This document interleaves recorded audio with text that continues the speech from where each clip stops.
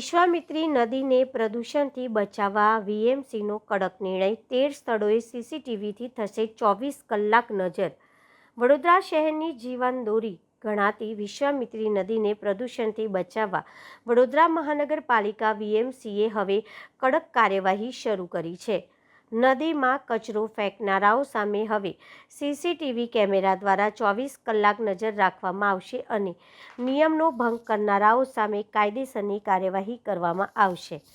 મળતી માહિતી મુજબ વડોદરા મહાનગરપાલિકાએ વિશ્વામિત્રી નદીના કિનારા તેમજ વિવિધ પુલોની આસપાસ આવેલા એવા 13 મુખ્ય સ્થળોની ઓળખ કરી છે, જ્યાં સૌથી વધુ પ્રમાણમાં કચરો ઠાલવવામાં આવે છે।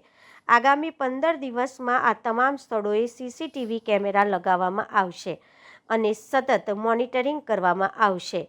અધિકારીઓના જણાવ્યા અનુસાર નદીમાં ગેરકાયદેસર રીતે કચરો, પ્લાસ્ટિક અથવા અન્ય ઘન કચરો ફેંકતા વ્યક્તિઓ, વાહન ચાલકો અથવા સંસ્થાઓ કેમેરામાં કેદ થશે। આવા લોકો સામે કાયદેસરની કાર્યવાહી ઉપરાંત ભારે દંડ પણ ફટકારવામાં આવશે।